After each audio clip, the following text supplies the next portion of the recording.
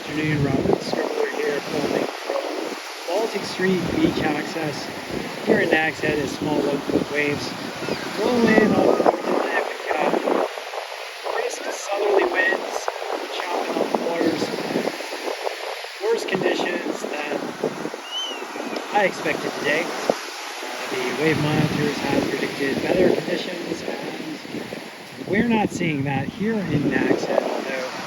According to some of the wave monitors, we do have larger waves further south. There we go, and we'll get into that as we get into the official reports, although I want to just go ahead and show you a shot of the clouds and the beaches.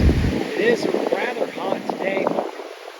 Temperatures in the upper 80s, feels like temperatures in the 90s, mid to upper 90s, possibly close to 100 in some locations. So very hot and muggy conditions here in the Outer Banks. Although ocean waters are cooler with those westerly winds, so we've got some upwelling from the Labrador current, which is cooling off the water's lower temperatures in the 70s.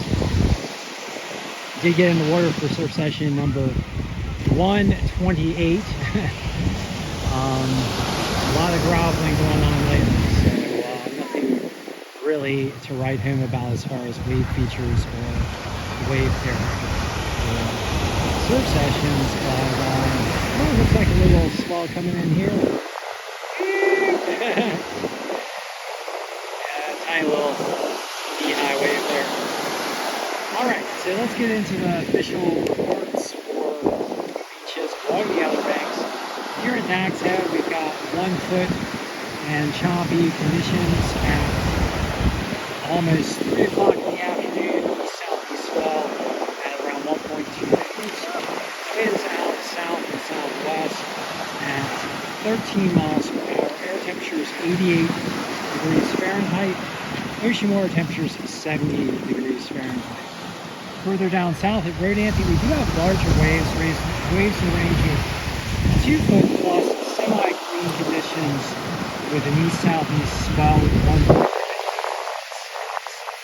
Winds out of the southwest, but stronger out of the southwest at 17 miles per hour. Air temperatures also 88 degrees Fahrenheit. Ocean temperatures much warmer in Rodanthe at 80 degrees Fahrenheit. And heading on down south to Buxton, we've got 2 to 3 foot waves and semi-clean conditions down there with a southeast swell at 2.5 feet in 10 seconds. Buxton is the big wave zone for the Outer Banks today. Winds out of the southwest at 14 miles per hour.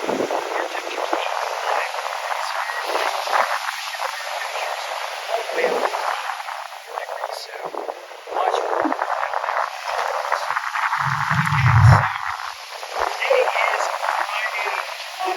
So we are at Friday for Future once again, and we'd like to, for today, shout out our support for wind energy particularly, which has recently been harmed by GOP policy, which allowed the production tax credit for wind energy to expire. Unfortunately, fossil fuels have tended to receive more subsidies over time than clean energy, which is, in my opinion, a completely backwards incentive. We need to provide more subsidies for clean energy, no subsidies for fossil fuels.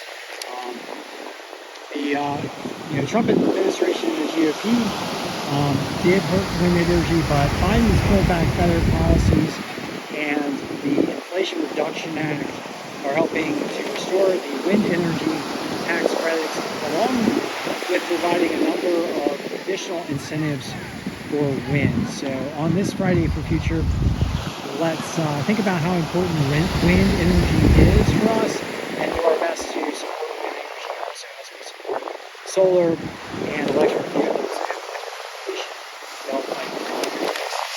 All right, so I do also want to talk about some of the climate impacts that we've recently experienced on this Friday for Future. Right now, one of the facts that recently came out in the media is that we've got over 1,000 wildfires now burning in Canada. Those wildfires, of course, affected by climate crisis, worsening wildfires, particularly from northern regions and the Arctic, due to the atmosphere by fossil fuel burning.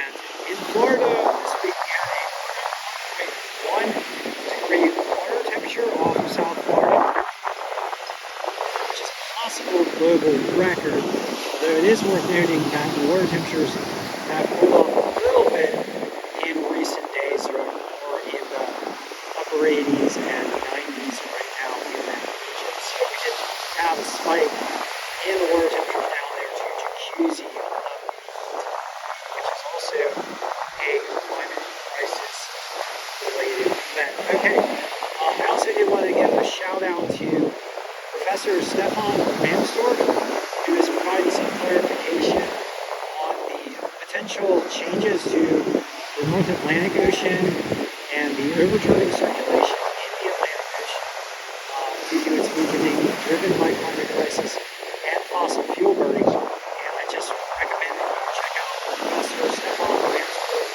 over on Twitter. He's got a long and detailed Twitter feed on the issue of AMOC, and it's very informative. Dr. Stefan Ramstorff, one of the top experts on AMOC.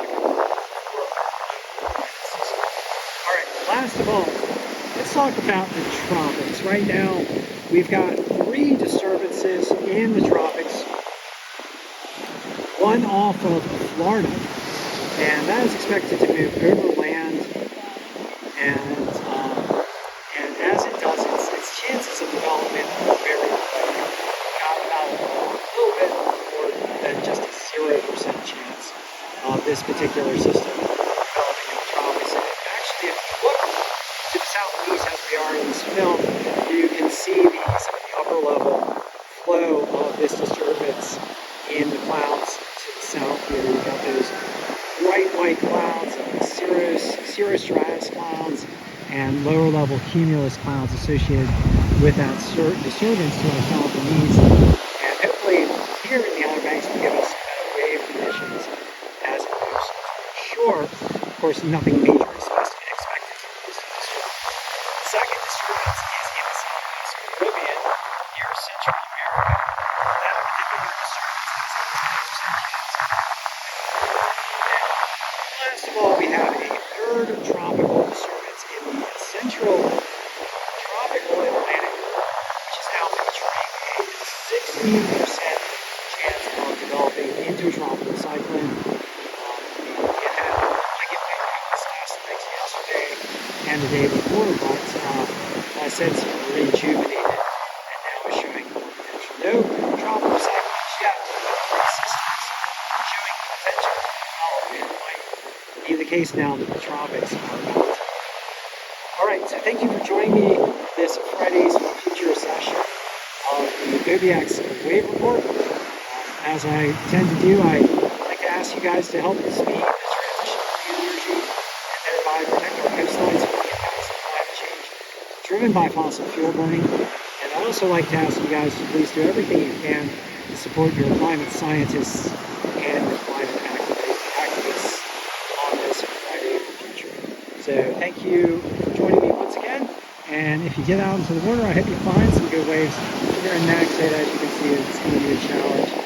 But maybe take a trip further south to Buxton. Find some good waves as well. Hopefully here tomorrow and Sunday we'll be seeing